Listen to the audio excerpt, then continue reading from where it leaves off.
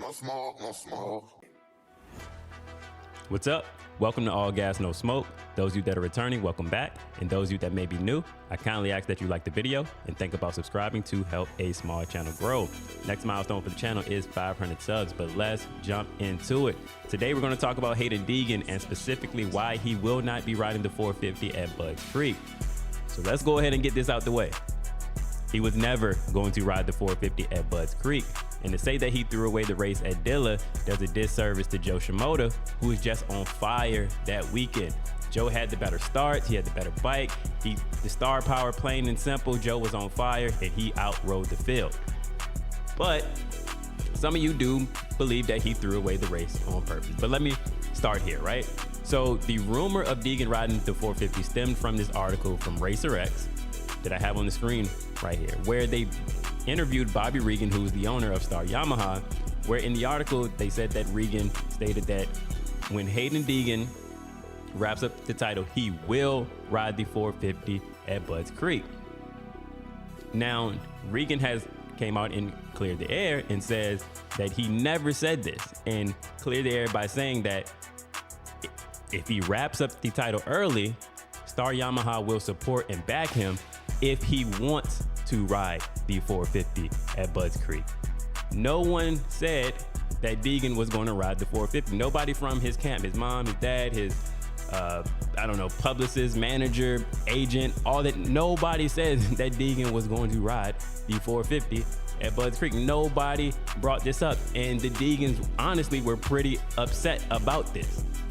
So it was all a rumor. But let's also think about this for a second.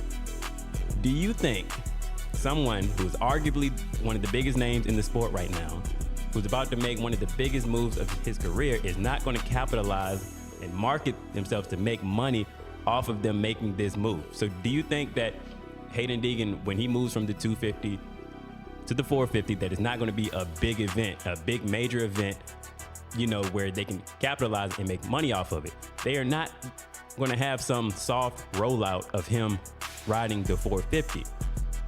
But to my ones that believe that this is because of Jet Lawrence, let's go with that theory, right? So let's start here. Unadilla.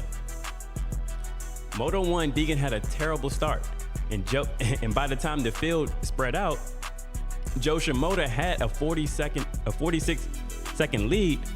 Deegan was not going to catch Joe. So why push it and potentially risk hurting himself, and then he throws away the entire title because he still has the race at Budds Creek to get the title? And let's not just forget, Joe was on fire that weekend anyway. So let's not do Joe a disservice.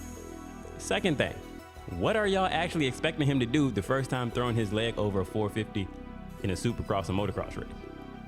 Especially if we have a healthy field. Imagine if we had a field with Jet Lawrence, Hunter Lawrence, Tomac, AP, Justin Cooper, Chase Sexton, Ken Roxon, Barcia, Justin Hill, Malcolm Stewart, RJ Hampshire, all these big names. You think he's just gonna come running through the pack? Absolutely not. Some of these guys have been riding 450 since Deegan was probably in middle school. And you expect him to just come and outride the entire field? No, that's not going to happen, right? So are you expecting him, I don't know, to get a top 5 his first race? But either way, you tell me your thoughts down in the comments below. Do you believe he's scared of Jet Lawrence, or was this all a rumor? You let me know down in the comments below. Also, let me know where you're checking in from, what's your city, state, and your area code. And please do not forget to like, comment, and subscribe. I'm out.